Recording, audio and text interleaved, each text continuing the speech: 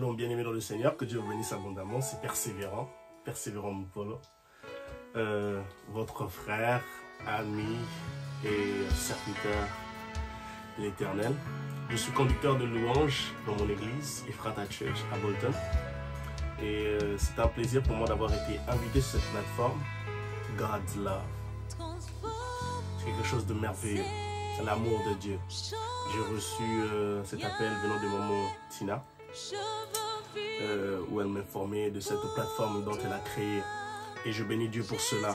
Et nous rendons gloire, honneur et majesté à notre Seigneur Jésus-Christ pour ce privilège de se présenter devant vous, de prendre ces quelques minutes pour parler de la parole, pour parler des dieux et de ce magnifique message de l'amour de Dieu. Et cela est merveilleux.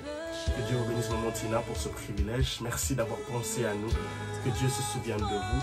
Et je bénis Dieu aussi pour ces personnes qui ont déjà fait leur vidéo, qui sont déjà passées, qui nous ont bénis avec des messages puissants et encourageants, qui nous ont fait tant du bien à notre esprit, à notre âme, à nous encourager de notre foi chrétienne, pour nous rappeler que l'amour de Dieu est au-dessus de tout, l'amour de Dieu reste disponible, puisque la Bible dit, dans le livre de Hébreux, qu'il est le même hier, aujourd'hui et éternellement. Dieu s'accomplit dans le temps, et cela est merveilleux. Que Dieu vous bénisse abondamment. Comme je vous l'ai dit, je suis conducteur de louanges dans mon église, et je sers le Seigneur. Dans mon église, ça fait maintenant plus de 7 ans, ici à Ephrata. Nous croyons qu'il y a de l'espérance pour votre futur. En tant que chrétiens, nous croyons qu'avec Jésus, il y a de l'espérance pour notre futur. Et je ne veux pas juste, sans plus tarder, je me vais juste directement aller sur notre sujet d'aujourd'hui. C'est par rapport à ce magnifique message de l'amour de Dieu.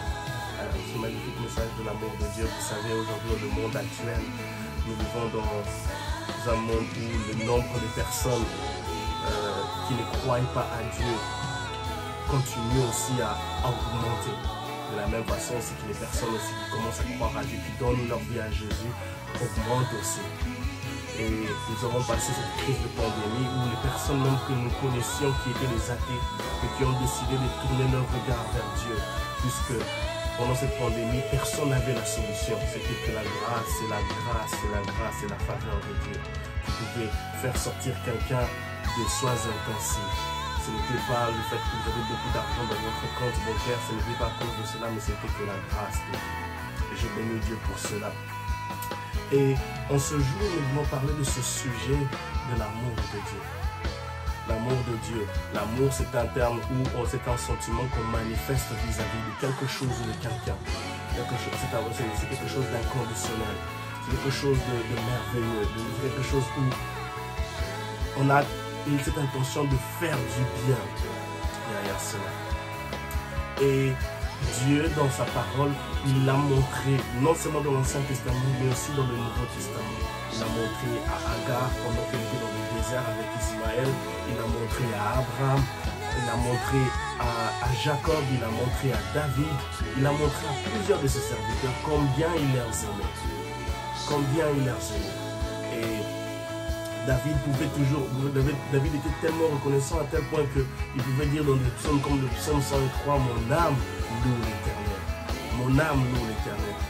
Et il y a un de ces passages dans le psaume 91, le verset 4, qui dit que Dieu dit, je le délivrerai puisqu'il m'aime. C'est-à-dire qu'il y a un amour réciproque entre Dieu et son peuple, entre Dieu et ses enfants. Et cet amour est juste merveilleux. Et nous bénissons le Seigneur pour cela. En tout cas, en ce jour, j'aimerais que nous puissions lire, nous baser sur le passage de Jean chapitre 3, le verset 16. Un passage que nous connaissons, pour la plupart de nous, nous connaissons cela par cœur, qui dit, car Dieu a tant aimé le monde qu'il a donné son Fils unique, afin que quiconque croit en lui ne périsse point. Ce passage est un passage clé qui montre l'amour de Dieu pour nous, c'est un amour inconditionnel, c'est une intention. Non pas seulement, c'était d'abord une intention, mais une intention qui est passée à l'action. Il a décidé de nous racheter en donnant son Fils unique afin que nous puissions être sauvés. Et il y a 3 points que j'aimerais que nous puissions recourir derrière cet amour-là. D'abord, son amour avait un objectif. Cet amour avait un objectif. Pourquoi? Parce que aujourd'hui, nous pouvons avoir des amours qui ont des intérêts. Une personne qui t'aime parce qu'il sait que tu peux l'aider financièrement. Une personne qui t'aime parce qu'il sait que tu vas l'amener quelque part.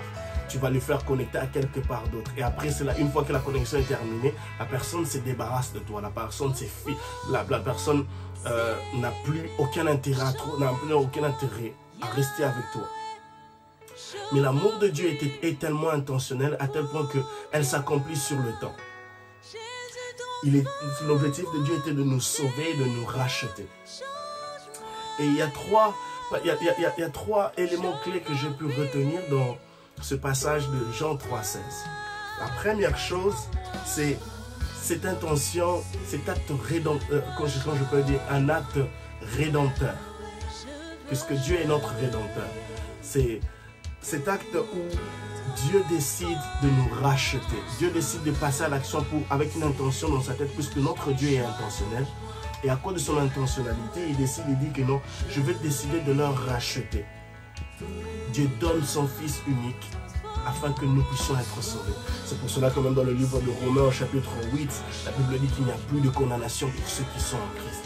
Puisque Dieu a donné son Fils Jésus afin qu'il puisse venir sur terre, mourir pour nous, afin qu'il puisse payer le prix du rachat. Il nous a rachetés et nous sommes dorénavant sauvés. Il n'y a plus de condamnation pour nous, il n'y a plus quoi que ce soit qui peut nous retenir. Et nous sommes sauvés. La Bible dit clairement, afin que quiconque croit en lui ne périsse pas. Afin que quiconque croit à son amour, afin que quiconque croit à cet amour éternel, puisque Dieu est amour, puisque Dieu est miséricordieux, puisque Dieu est lent à la colère, riche en bonté. Donc, c'est-à-dire, afin que quiconque croit à son amour ne puisse pas tomber malade, ne puisse pas être abandonné, ne puisse pas échouer, ne puisse pas périr dans tous les domaines de sa vie, afin que quiconque croit en lui. Bien-aimé dans le Seigneur, Jésus est le même hier, aujourd'hui et éternellement. Donc son amour s'accomplit dans le temps. Son amour s'était accompli dans l'hier. Elle s'accomplit aujourd'hui, tel que je suis en train de parler là, dans ta vie, dans ta situation, dans les situations qui sont en train de se dégrader. Elle s'accomplit maintenant là, elles s'accompliront demain. L'amour de Dieu s'accomplit dans le temps. Et rien et personne ne peut t'empêcher d'accéder à cet amour-là. Parce que vous savez, dans le livre de Romains, chapitre 8, le verset 38 à 39, la Bible dit que ni la puissance de l'enfer, ni la puissance des autorités de ce monde ne peuvent nous séparer de l'amour de Dieu. Et ça, c'est dans le deuxième point que j'aimerais parler de cet acte protecteur derrière cet amour de Dieu. L'amour de Dieu veut nous protéger. L'amour de Dieu veut nous protéger, puisque nous savons que notre Dieu est lent à la colère et riche en bonté. Il est plein d'amour pour nous. À tel point que son amour, comme le prophète osait le définir dans le chapitre 11, je crois le chapitre 11, le verset 4, il est défini que son amour sont comme des cordes dont il tend vers nous, pour nous ramener à lui, Bien-aimés dans le Seigneur, les cordes de l'amour de Dieu sont toujours, elles resteront toujours disponibles pour nous ramener à lui. Quand nous nous égarons, quand les problèmes de ce monde ou les situations de ce monde cherchent à nous égarer, cherchent à nous amener loin de lui. Quand la dépression cherche à nous pousser loin de sa présence, cherche à nous pousser loin des personnes dont on avait l'habitude d'aimer, Dieu, ses cordes d'amour sont disponibles pour nous ramener près de lui. Et ça, c'est merveilleux. C'est pour cela que même David dit dans le psaume 23, l'Éternel est mon berger. Vous savez, un berger, il a sa houlette, et sa houlette est prête à ramener une brebis qui est en train de chercher à s'égarer. C'est ça l'amour de Dieu. Cet amour de Dieu qui est tellement puissant, cet amour de Dieu qui est tellement bon, et elle est disponible parce qu'elle s'accomplit dans le temps. Elle est présente à tout moment. Et il y a ce passage de psaume 40, le verset 2, qui dit, David dit, j'étais dans la fosse de la destruction, mais tu m'as fait sortir de là. L'amour de Dieu est tellement intentionnel qu'à tel point que l'amour de Dieu peut nous voir quand nous sombrons, quand nous nous retrouvons dans des fosses de destruction. Dont nous-mêmes nous sommes, à cause peut-être des désirs de la chair, à cause de notre propre volonté, nous nous sommes retrouvés dans des fosses de destruction. Mais l'amour de Dieu est capable de nous faire sortir de là. L'amour de Dieu est capable de nous faire sortir de là. C'est pour cela que Jean chapitre 3, le verset 16 dit, afin que quiconque croit en lui. Il faut que tu crois en l'amour de Dieu. Cet amour de Dieu, les paramètres de cet amour de Dieu, le paramètre de sauvetage, le paramètre de rédemption de cet amour de Dieu se mettent en place et viennent, elles tendent les cordages là où tu te retrouves, dans les fosses de destruction, et elles te font sortir, elles te ramènent à la vie. Bien-aimés dans le Seigneur, vous savez, dans le livre de Luc chapitre 15, le verset 3 à 17, la Bible nous relate cette histoire où Jésus parle de la parabole de ce berger qui est prêt à laisser 99 brebis ou bien 99 brebis pour aller récupérer, pour aller chercher une brebis. Une seule brebis qui est égarée. Cela montre cet amour que notre Père qui est dans le ciel a pour nous. Dieu est capable de laisser 99 brebis, 99 personnes pour aller chercher cette seule et unique brebis.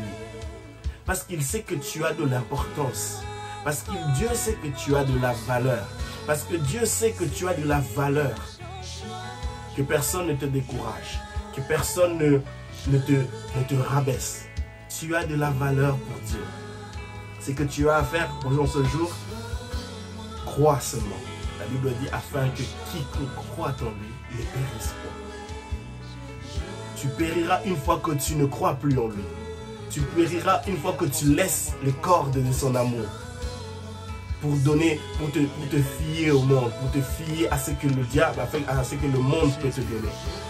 Mais toutes les fois que tu continueras à croire en lui, toutes les fois que tu placeras ta confiance en lui, ces cordes de son amour seront là pour te ramener, pour te faire sortir de la maladie, pour te faire sortir des liens, pour te faire sortir des problèmes, des blocages, de tout ce que tu peux endurer, et cela dans le nom de Jésus-Christ.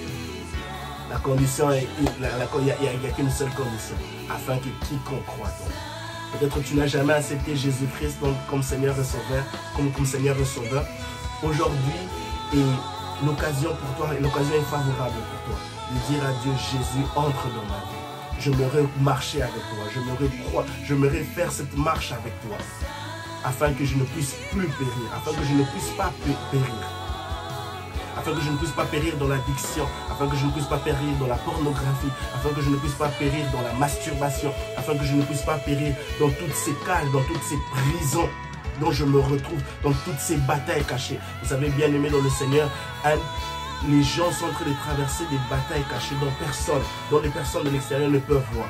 Mais puisque nous avons un Dieu qui est dans les cieux, un Dieu qui est tellement bon, une fois que nous faisons appel à lui, il tend ses cordes d'amour vers nous. Il tend ses cordes d'amour vers nous pour nous ramener à lui, pour nous restaurer, pour nous délivrer, pour nous changer, pour changer notre destinée. Et sur cette plateforme, je sais qu'il y aura d'autres personnes qui viendront parler de l'amour de Dieu, qui viendront nous bénir. Et le message clé sera l'amour de Dieu. En ce jour, mon message est que les cordes de l'amour de Dieu sont disponibles. Elles resteront disponibles puisque Dieu, lui, il s'accomplit dans le temps. Il est le même hier, aujourd'hui et éternellement. Et son amour n'expire pas.